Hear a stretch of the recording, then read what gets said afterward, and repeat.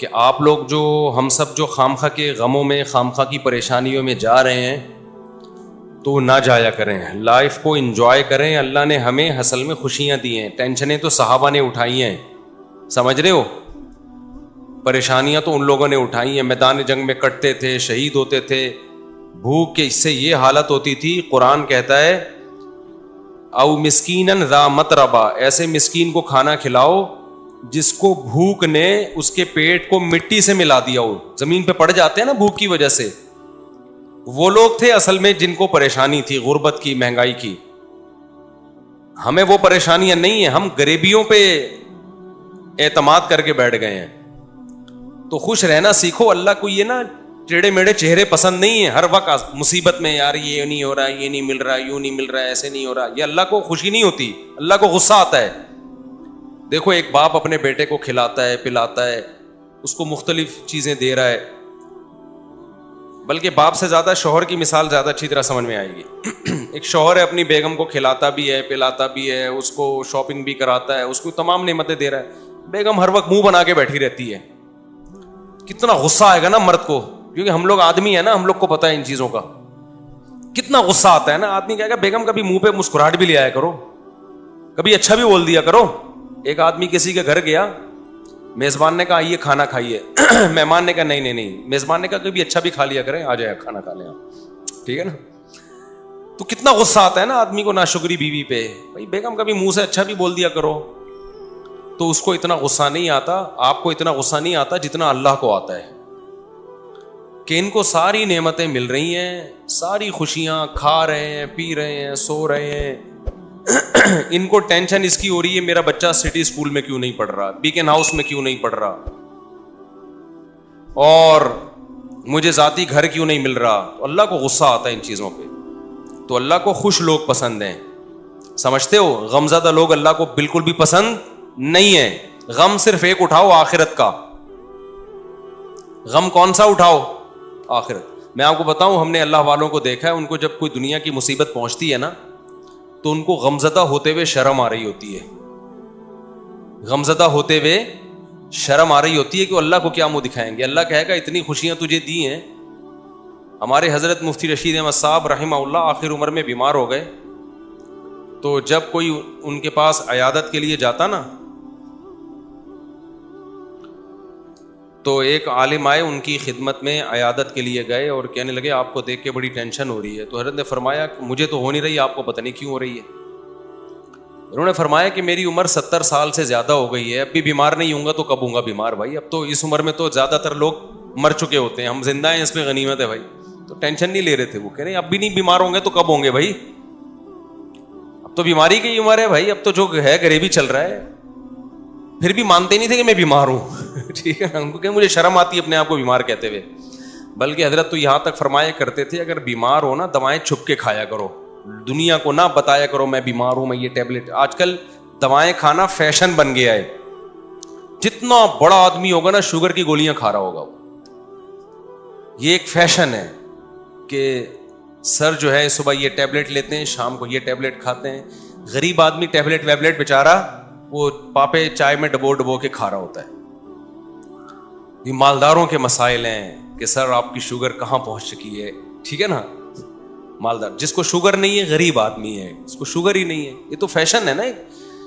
تو حضرت فرمایا کرتے تھے کہ بیمار بھی ہونا دوائیں چھپ کے کھایا کرو, لوگوں کے سامنے اپنی کمزوریوں کو اور بیماریوں کو شو مت کرو. سمجھتے ہو؟ کہا کہ صحیح ہے, بس ہم ٹھیک ہیں, بہترین ہیں. یہ کچھ زیادہ تقویٰ ہو جائے گا, آپ کھا لیں. ایسا نہ ہو شوگر ہو گئی, آپ چھپ کے کہیں جگہ نہیں مل رہی تو مر ہی گئے. اب جو دواؤں کا عادی ہو جاتا ہے وہ تو کیا چھپ کے کھائے گا, وہ تو کھلے عام کھاتا ہے. اچھا کچھ دوائیں نہیں ہیں, وہ کہلاتی ہیں دوائیں. جیسے ملٹی وٹامن گولیاں, یہ کوئی دوائیں نہیں ہیں. اگر یہ کوئی کھا رہا ہے تو یہ کوئی دواؤں کی فہرست میں یہ چیزیں نہیں آتی ہیں. تو لیکن جو بیماریاں ہیں نا, جس کو لوگوں نے بیماریاں سمجھ رکھے ہیں, ان کو بیماریاں سمجھ لیا ہے, تو کوشش یہی کرو بھائی ہم صحت مند ہیں, ہم سب ٹھیک. سب کیا چل رہا ہے؟ اوکے کی رپورٹ چل رہی ہے. جب کوئی پوچھا کرے کیا حالات ہیں, بولو سب اوکے کی رپورٹ ہے. رپورٹ کا لفظ میں اس لیے استعمال کرتا ہوں کہ رپورٹوں پہ لوگوں کو یقین ہوتا ہے. دیکھو آپ کسی سے پوچھ رہے ہیں کہ آپ کے جگر ٹھیک کام کر رہا ہے, لیور ٹھیک ہے, آپ کا کڈنی ٹھیک ہے, وہ کہے گا ہاں ٹھیک ہے. آپ کہیں گے رپورٹ ہے تمہارے پاس, لیب سے رپورٹ ہے؟ وہ کہے گا ہاں جی یہ رپورٹ ہے. تو رپورٹ دیکھ کے یقین آ جائے گا نا. تو صرف یہ نہیں بتایا کرو میں خیریت سے ہوں, آپ بولو میرے پاس خیریت کی باقاعدہ رپورٹ ہے. ٹھیک ہے. تو میں جب بھی کسی سے خیریت پوچھتا ہوں, میرے دوستوں کو پتا ہے کہ میں یہ نہیں پوچھتا آپ خیریت سے ہیں, میں کہتا ہوں سب اوکے کی رپورٹ ہے. وہ آگے سے جواب میں کہتے ہیں رپورٹ کیا ہے؟ اوکے کی. اس کا مطلب واقعی اوکے ہے, باقاعدہ رپورٹ ہے اس کے پاس. تو اللہ کا شکر ہے ہمارے پاس بھی رپورٹ کیا ہے؟ اوکے کی رپورٹ ہے. جب بھی کوئی مجھ سے, اور اللہ اوکے کی رپورٹ ہی رکھے بھائی, زیادہ شو بازیوں میں بھی نقصان ہوتا ہے. تو اللہ اوکے کی رپورٹ ہی رکھے, خوش ہی رکھے اللہ تعالی ہم سب کو. اچھا مجھے لوگ اپنا تانے دینا شروع کر دیے لوگوں نے. پہلے جب میں بیان کرتا تھا نا اوکے کی رپورٹ ہے, 4 شادیاں 3 شادیاں, لوگ ایسے سنتے تھے ماشاءاللہ کتنا اچھا بیان. اب پتہ ہے کیا ہے, ابے اوکے کی رپورٹ تو ہوگی نا جب ریوو میں گھوم رہے ہیں. ہاں جب پیسہ آ رہا ہے تو رپورٹیں کیا ہوں گی؟ اوکے کی ہوں گی نا. یہ جو کھلکھلا رہے ہیں ممبر پہ, یہ اس کے پیچھے کیا ہے؟ پیسہ ہے. تو میں کہتا ہوں کہ ہم تو اللہ کا شکر ہے خوشی ہیں الحمدللہ, ہمیشہ سے اللہ نے خوشی رکھا ہے. ہماری ضرورتیں اتنی محدود ہیں اور اللہ خوشی رکھے ہمیں. لیکن لوگ نا کسی حال میں الحمدللہ خوش نہیں ہیں. ان کو یہ ہے کہ پہلے پھٹ پٹی پہ گھوم رہے تھے اس کی ٹینشن, اب ریوو میں گھوم رہے ہیں تو اس کی بھی ٹینشن یہ لوگ لے رہے ہیں. تو یہ آپ کی ٹینشنیں ہیں, آپ جتنی چاہو بڑھا لو. ہم جب کسی کو ریوو میں گھومتا ہوا دیکھتے تھے, ہم اپنی پھٹ پٹی پہ گھومتے تھے, اس وقت بھی ہمیں ٹینشن نہیں ہوتی تھی, سمجھ رہے ہیں نا. اور جب ہم ریوو میں آ رہے ہیں تو بھی ہمیں ٹینشن نہیں ہو رہی. آپ کو پہلے بھی ٹینشن تھی کہ مفتی صاحب پھٹ پٹی میں گھومتے ہیں اور باتیں 4 شادیوں کی کرتے ہیں. میری پھٹ پٹی بائک دیکھی آپ لوگوں نے؟ ایسی بائکیں میں نے رکھی ہیں نا جن کے ماڈل ہی ختم ہو چکے ہیں, یعنی مارکیٹ میں بھی نہیں ملتی. میں نے رکھی ہے ہونڈا 110, کبھی نام سنا؟ ہونڈا 110 روزانہ صبح, بائک کی بات کر رہا ہوں, دھکا لگتا تھا اس کو. ہم اس وقت اس سے زیادہ خوش تھے جتنے اب ہیں. میرا جو بچپن سے میرے ساتھ ہے نا وہ مجھے زیادہ جانتے ہیں, وہ مجھے بہت اچھی طرح جانتے ہیں. ہمیشہ میری باتیں کروڑوں کی رہی ہیں اور دکان میرے پاس پکوڑوں کی رہی ہے. اللہ کا شکر ہے میرے ساتھ جو میرے بچپن کے دوست ہیں وہ جانتے ہیں پیسوں کی تو ہمارے کبھی بات ہی نہیں کی ہم نے, نہ پیسہ کمانے کی کبھی فکر کی ہے.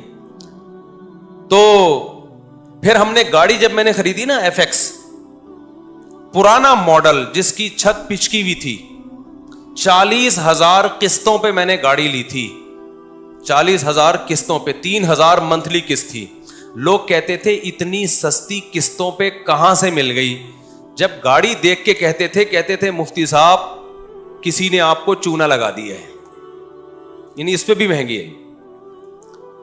اسی میں ہم رشتے لینے جا رہے ہوتے تھے 3ری شادی کے. اس کو کہتے ہیں دکان پکوڑوں کی اور باتیں کرو. خوشی خوشی جاتے تھے, خوشی خوشی. اسی گاڑی کو دیکھ کے رشتے ریجیکٹ بھی ہوتے تھے, ٹھیک ہے نا. پھر بھی ہم اب سے زیادہ خوش تھے الحمدللہ. اب سے جتنے اب خوش ہیں اس سے زیادہ خوش تھے. تو نہ ہم FX میں ہم پریشان تھے. میں تو اس پہ خوش ہو رہا تھا یار ہماری اوقات تو FX کی بھی نہیں ہے. 40,000 قسطوں پہ منتھلی. وہ خریدی کیوں میں نے, میرے پاس سہراب موٹر سائیکل تھی. سہراب کا نام سنا ہے؟ اچھا اصل میں میرے پاس تھی GTO 125. میرے والد صاحب کا جب انتقال ہوا نا, پیسے ملے, ہم نے کہا اب گاڑی ہلکی نہیں رکھے. ہمارے شوق ہمیشہ سے بادشاہوں والے رہے ہیں. اس وقت کراچی میں GTO 125 کاواساکی سے بہتر کوئی بائک نہیں ہوتی تھی. جو کراچی کے لوگ ہیں وہ جانتے ہیں, سب سے لگژری بائک یہی تھی. تو میں نے وہ خریدی تھی اور اس کو میں نے 20,000 کلومیٹر تک چلایا ہوگا کم از کم, کیونکہ 70 کلومیٹر تو جامعۃ الرشید آنے جانے کی ڈرائیو تھی میری نیول کالونی سے. ایسی لگژری بائک ہم نے رکھی ہوئی تھی. پیسہ بچاتے نہیں تھے ہم, اس کی ٹنکی میں ہی جو بھرنے میں پیسہ لگتا تھا. تو ہم نے ہمیشہ سے سوچا کیا ہے, اوپر ہی کا سوچا ہے. جس کو بچانے کی فکر ہوتی ہے نا, وہ مالدار بننے کا شوق ہوتا ہے, وہ ٹینشن لیتا ہے. ہمیں مالدار بننے کا شوق شروع سے الحمدللہ تھا ہی نہیں. ہم نے کہا جو ہے یار انجوائے کرو لائف کو, بیویاں بھی رکھو, بائکیں بھی رکھو, ٹھیک ہے نا, اور کھاؤ بھی اچھا. 3 چیزیں ہمیشہ سے خاندانی رکھنے کی کوشش کی ہے میں نے. ایک شادی پہ خرچ کرو, دوسرا خوراک ہمیشہ ٹائٹ ہے میری, ایسی خاندانی خوراک ہمیں, بھائی زبان کی لذت جو ہے اس کا کوئی آلٹرنیٹ نہیں ہے, خوراک پہ کمپرومائز ہی نہیں کیا, ہمیشہ اچھا کھایا ہے الحمدللہ. میں کھاتا تھا نا مدرسے میں, جو طلبہ سمجھتے تھے بڑا ہی لینڈ لارڈ ہے کوئی, قرضے مانگ رہے ہوتے تھے مجھ سے, قرضے, اور جس وقت جس چیز کا دل چاہا کھا لیا, جتنے پیسے ہیں نا کھا لو بس, ٹھیک ہے, بچانے کے کیا کرنا ہے یار. تو ہم نے بائک رکھی ہوئی تھی, جب میں پیٹرول ڈالتا تھا اس میں ٹینکی بھرنے میں ٹائم لگتا تھا, لوگ دیکھتے پتہ نہیں کون لینڈ لارڈ ہے یہ, حالانکہ بس وہ پیٹرول ہی کے ٹوٹل پیسے ہیں, اب ختم, بچایا کچھ نہیں, کیونکہ ہمیں مالدار بننے کا بالکل بھی شوق نہیں تھا. اسی طرح پھر کیا ہوا ہے کہ جب وہ ابا کی وراثت ملی, ہم نے GTO 125 خریدی اور پیسے کاروبار میں لگا دیے کہ چلو جی منتھلی ارننگ ہوگی. وہ میں نے واقعہ کئی بار سنایا ہے, سارے پیسے کاروبار میں ڈوب گئے. لوگ الحمدللہ جس کو دیتا گیا وہ لے کے بھاگتے رہے الحمدللہ. اس کے پھر مجھے نتیجہ یہ نکلا کہ پراٹھے میں چھوڑ نہیں سکتا تھا, تو بائک مجھے بیچنی پڑ گئی. سمجھ میں آ رہی ہے بات؟ اب خوراک میں اور بائک میں جب ٹکراؤ ہوگا تو بائک کو قربان کر دو, خوراک کو قربان مت کرو. اچھا بچے بھی تھے گھر میں, ان کے بھی خرچے تھے, بائک بیچ کے ہم نے سستی بائک خریدی سہراب, اب پتہ نہیں آتی, اتوار بازار نہیں ویسے پرانی. اب جب ہم نے سستی بائک خریدی اس کو لے کے ہم بھی گھومتے تھے, ہمارے دوست احباب بھی, مفتی صاحب بائک چاہیے تھوڑی دیر کے لیے, مل جائے گی, لے جا بھائی تو سستی بائک ہے, جو چاہے لے جائے اس کو. وہ کیا ہوا, اس کا لاک ہی نہیں تھا, اتنی سستی تھی, تو وہ بھی چوری ہو گئی اللہ کے فضل سے. ایک دن مسجد میں کوئی نمازی بھائی آئے, انہوں نے دیکھا کہ یہ لاوارث بائک ہے اور اگنیشن اس کا لاک ہی نہیں ہوتا, تو وہ لے گئے اللہ کے فضل سے. نماز انہوں نے پڑھی, انہوں نے کہا اگلی نماز میں یہ گناہ معاف ہو جائے گا. میں جب آیا تو بائک ہی نہیں ہے. اب میں نے کہا یار اب میں گاڑی خریدوں گا. دکان پکوڑوں کی باتیں کون سی, یہ میں واقعات آپ کو موٹیویٹ کرنے کے لیے سنا رہا ہوں. اور جو لوگ مجھ پہ تانے کرتے ہیں نا, اب ریوو ویجیو میں گھوم رہا ہے تو باتیں تو کرے گا ایسی, تو یہ موٹیویٹ کر رہا ہوں میں. ہر آدمی کا اپنا اسٹائل ہوتا ہے نا موٹیویٹ کرنے کا. تو میں نے کہا اب سہراب چلی گئی ہے, اب ہم کیا لیں گے, گاڑی ہی لیں گے, 4 پہیوں پہ آئیں گے. بھائی بائکیں بہت ہو گئی, 4 پہیوں پہ آئیں کہاں سے, 25,000 کی سہراب خریدی تھی, وہ بھی چوری ہو گئی. تو اب ہم کیا کریں گے بھائی. پھر ہم نے کیا کیا, میں نے کہا کہ ایک دوست سے, بھائی یہ جو اشارہ کر رہے ہیں بیٹھ جائیں نا, جو کھڑے نہ ہو. تو میں نے کیا کیا, میں نے کہا کہ اب میں گاڑی خریدوں گا. گاڑی کہیں مل نہیں رہی تھی, تو پھر ایک شاگرد کے پاس سے 40,000 قسطوں پہ مل گئی گاڑی ہمیں, FX. چاروں ٹائر اس کے پنچر تھے, چھت اس کی نیچے پچکی ہوئی تھی. ہم وہ جنازہ اٹھا کے لے آئے گھر میں. تو اب میں مسجد کا امام ہوں, تو بہت سارے مریدین نے مل کے نا ٹھک ٹھک ٹھک اس کو بنانا شروع کر دیا. پیسے نہیں لگائے, یوں کیا, چھت اوپر ہو گئی اس کی.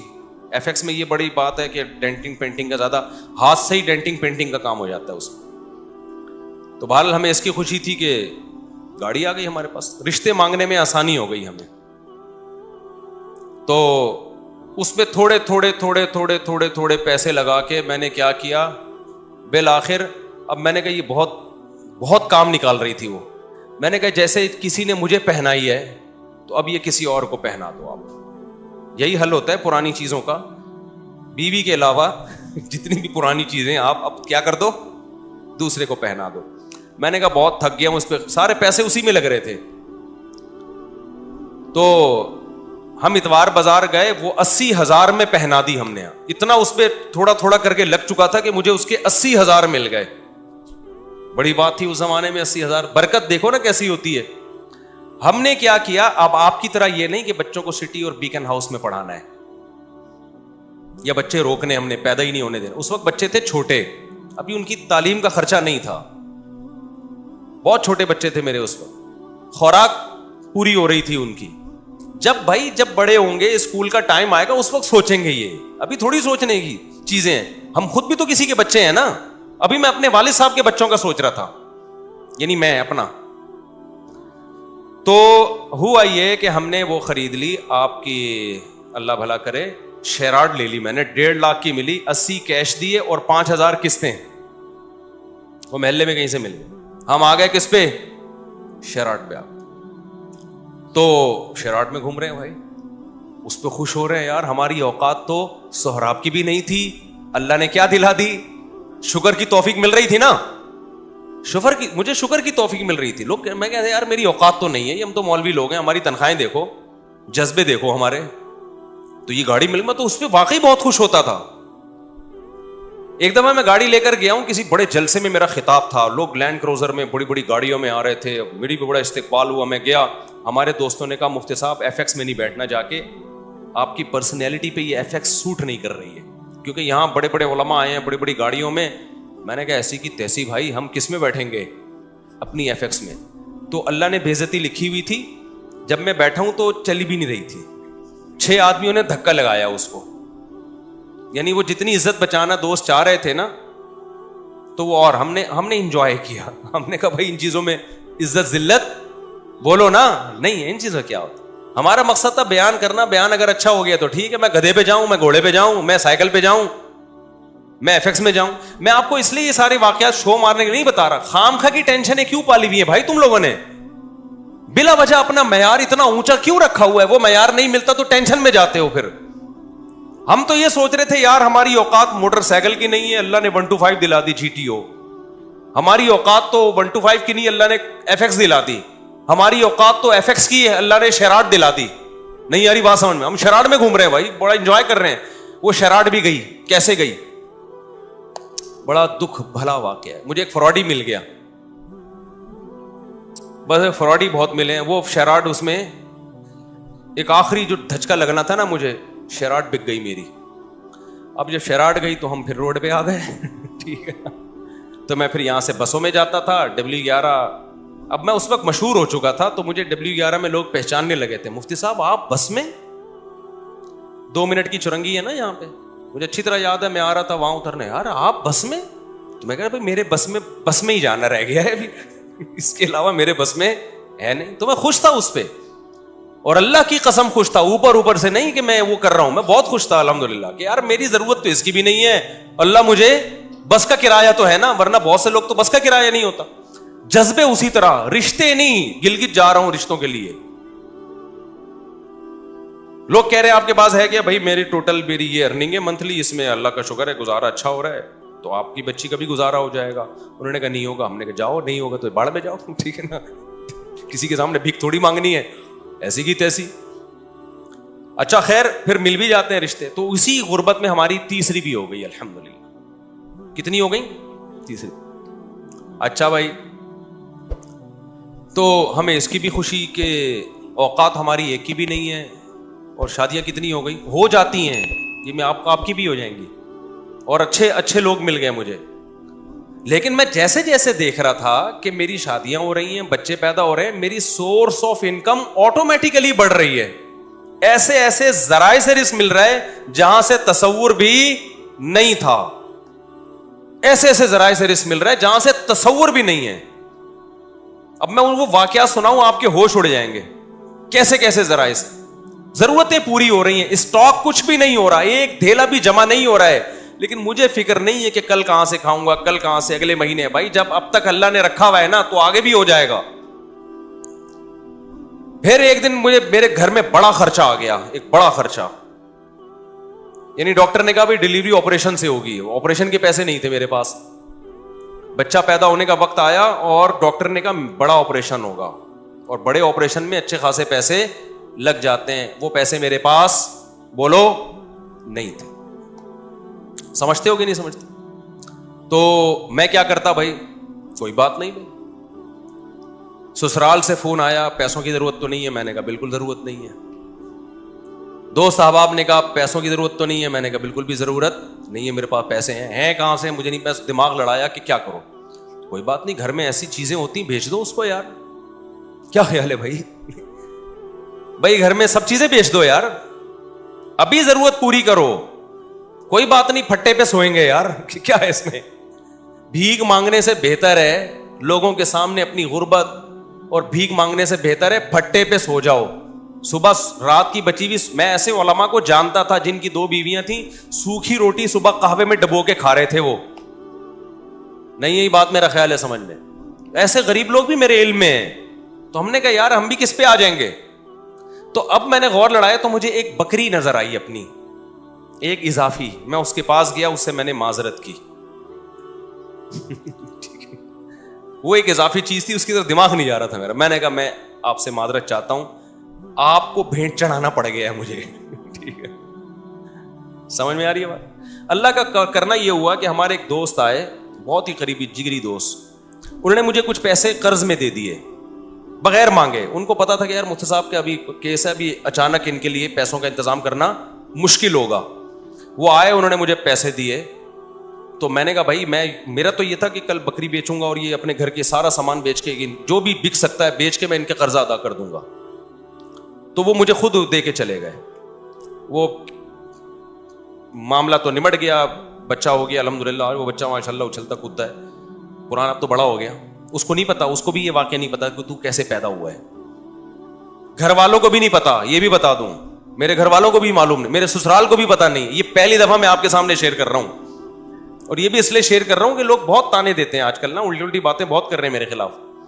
تو میں نے کیا کیا, وہ ایک صاحب ہمارے قریبی دوست تھے. یہ نہیں کہ ان کے سامنے میں کہ پیسے ہی نہیں ہیں, یوں ہے یار. بعض دفعہ پیسے آدمی ایسے نہیں مانگ رہا ہوتا, رونا شروع کر دیتا ہے, اس سے اگلا خود ہی سمجھ جاتا ہے کہ پیسے نہیں.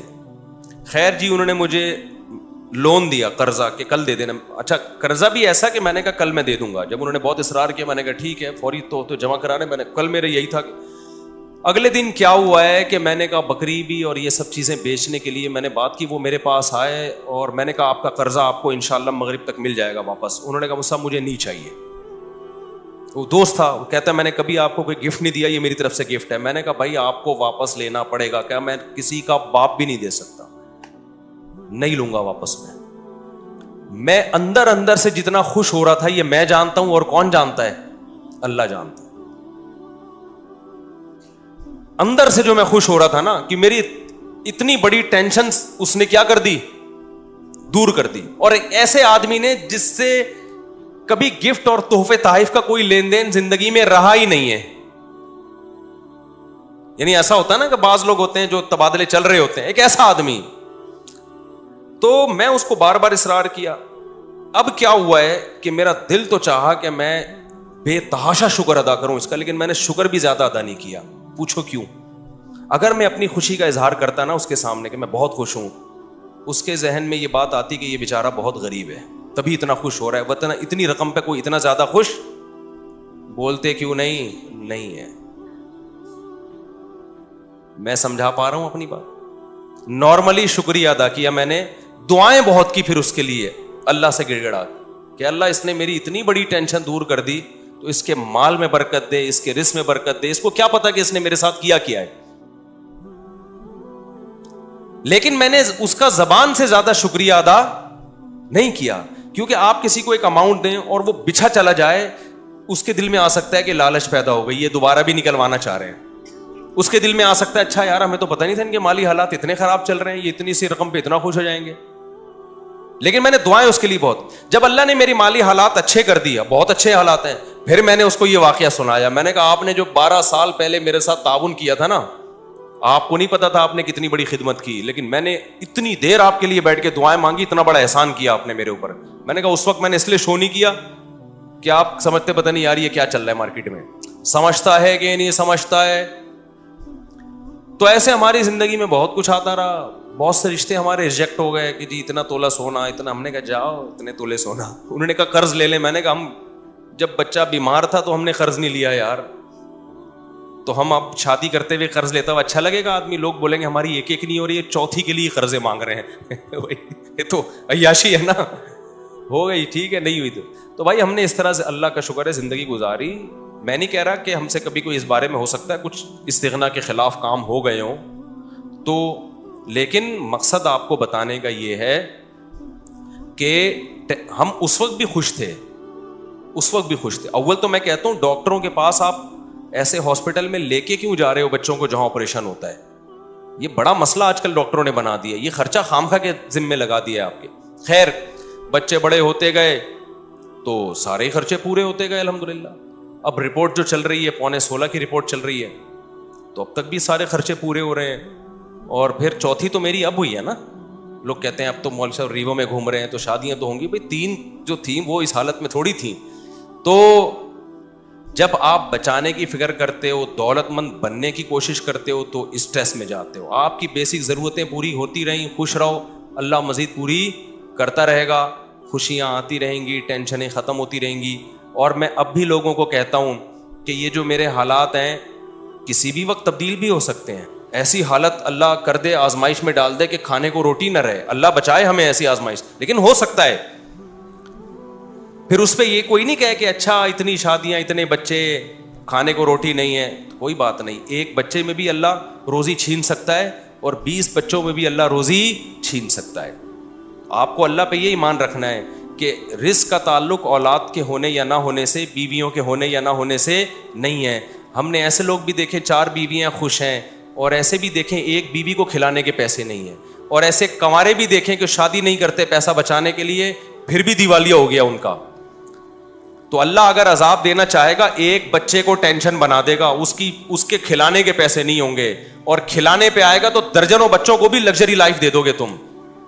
تو کبھی نسل مت روکو یہ سوچ کے کہ میں کھلاؤں گا کہاں سے. یہ پیغام ہے جو میں نے دینے کے لیے نا اتنی لمبی کہانی سنائی ہے آپ کو. یہ سچی کہانی ہے, یہ جھوٹی کہانی نہیں ہے. سمجھتا ہے کہ اس دور میں مجھے یاد ہے میرے پاس کمپنیوں کے اونر آتے تھے کہ آپ اپنا نام دے دیں اور ہم آپ کو اتنے % کمیشن دیں گے, صرف نام دے دیں آپ. مجھے لوگوں نے کہا مفتی صاحب آپ کا شہد کا بزنس ہے, آپ ایک دفعہ اناؤنس کر دیں. تو یہ کام میں نے نہیں کیا, کیونکہ مجھے یہ کام غیر اخلاقی لگتا تھا کہ میرا نام مشہور ہوا ہے مذہب سے, میں اس کو استعمال کروں تجارت میں. میں نے کمپنی بھی بنائی, بزنس بھی کیا, اب تک کر رہا ہوں, نہ کمپنی کا کسی کو بتایا اور نہ بزنس کا کسی کو بتایا. تو یہ میں اس لیے کہہ رہا ہوں, آج لوگ کہتے ہیں نا بہت یہ مولوی لوگ ایسے, مولوی لوگ, آپ مولویوں میں اٹھ کے بیٹھ کے دیکھو گے نا, کسی کے بارے میں 2-4 باتوں سے فوراً تبصرہ کر دینا ٹھیک نہیں ہوتا. جب تک کسی کے ساتھ رہو نہیں, ہم بار بار کہہ رہے ہیں ہم بہت نیک نہیں ہیں, لیکن جو پیسوں کی اور ان چیزوں کے الزامات ہمارے اوپر لگ رہے ہیں نا, اتنی تو صفائی میرے ذمہ بنتی ہے نا کہ میں دوں. اور میرا فلسفے کی ایسی کی تیسی ہو رہی ہے. میں لوگوں سے کہتا ہوں اولاد کثرت سے پیدا کرو, زیادہ شادیاں کرو. لوگ فوراً کہتے ہیں ابے ان لوگ کے پاس تو ریوو میں گھومتے ہیں نا اس لیے یہ باتیں کر رہے ہیں. او بھائی جب ہم یہ باتیں کر رہے تھے ہمارے پاس رکشے کے پیسے نہیں تھے, اور اس وقت ہماری اولادیں بھی تھی, بیویاں بھی تھیں. تو مجھے اس پہ غصہ آتا ہے کہ میری ساری جو 20 سال کی محنت ہے نا وہ لوگ 2 جملوں میں کیا کر دیتے ہیں, اڑا دیتے ہیں. تو پیسہ بھی اس میں, اولاد کی کثرت میں پیسے کا کوئی دخل نہیں ہے. تبھی تو دیکھو جتنا پیسہ ہوگا 2 بچوں کے درمیان وقفہ اتنا ہی زیادہ ہوگا. تو یہ سوچ کی بات ہے. دل بڑا ہوگا تو اولاد زیادہ ہوگی, اللہ پہ توکل ہوگا. دل چھوٹا ہے تو بچے کم ہوں گے, اللہ پہ توکل نہیں ہوگا. اور جب اللہ پہ توکل نہیں ہے, کروڑوں روپے میں بھی انسان ٹینشن میں ہوتا ہے, اور جب اللہ پہ توکل ہے تو کچھ بھی نہ ہو پھر بھی ٹینشن میں نہیں ہوتا. اس چیز کو سمجھنے کی ضرورت ہے. سمجھتے ہو؟ اچھا بھائی, اور یہ وہ ٹینشن ہے جو میں بار بار کہتا ہوں, اس ٹینشن میں تمہیں ثواب بالکل بھی نہیں مل رہا.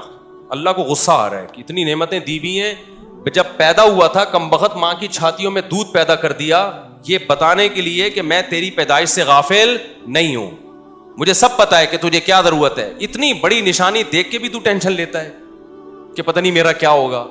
پھر اللہ کو غصہ آتا ہے, اور اللہ کا غصہ آنا پھر بجائے تو آپ کو ڈبل نقصان, ایک ٹینشن کا نقصان, ایک اللہ کے غضب کو دعوت دینے کا نقصان. اس لیے خوش رہا کرو, ٹینشن صرف ایک ہی پالو, آخرت میں بنے گا کیا. صحیح ہے نا. اچھا, اس مضمون کو میں مکمل کرنے کے لیے کہہ دوں, بعض دفعہ طبعی طور پر کسی چھوٹے سے حادثے پہ ٹینشن ہوتی ہے. دیکھو ٹینشن کی 2 قسمیں ہیں, ایک عقلی اور ایک طبعی. اس کو سمجھنے کی ضرورت ہے. آپ کہہ سکتے ہو کسی بزرگ کو کوئی چھوٹی سی پریشانی آئی, وہ پریشان ہو گئے. آپ کو, ہم نے تو سنا ہے کہ بزرگوں کو تو پریشانی نہیں ہوتی, وہ تو آخرت ہی کی پریشانی لیتے ہیں, دنیا کی نہیں ہوتی. دیکھو وقتی اور عارضی طور پر انسان کو غم ہوتا ہے, اس کو کہتے ہیں طبعی غم. یہ انسان کے بس میں نہیں ہے. مثال کے طور پر آپ کے 6 بچے ہیں, ایک مر جائے تو غم تو ہوگا نا. اب اصولی طور پر تو آپ کو خوش ہونا چاہیے کہ 5 بچے ہوئے ہیں نا, ابھی بھی میں بے اولاد تو نہیں ہوں, اللہ نے اولادیں دی ہیں مجھے. لیکن وقتی طور پر غم ہوتا ہے, یہ طبعی غم ہوتا ہے, یہ برا نہیں ہے, یہ ہر انسان کو ہوتا ہے. برا غم وہ ہے جو عقل سے ہو.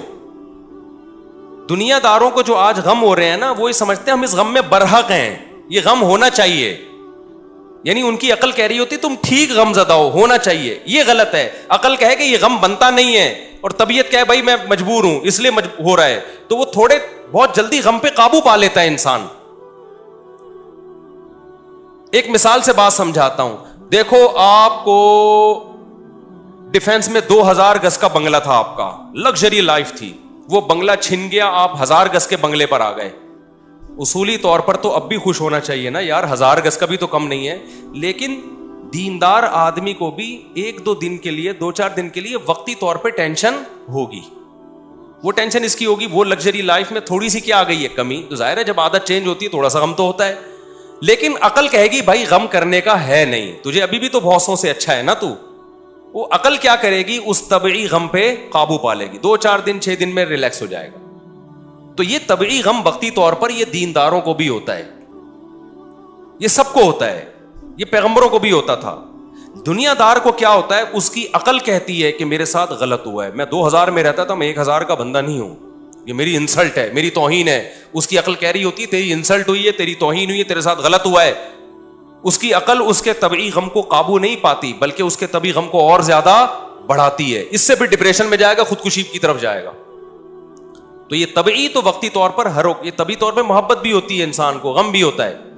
تو یہ شریعت میں برا نہیں ہے, کیونکہ یہ غیر اختیاری ہے. سمجھتے ہو کہ نہیں سمجھتے ہو؟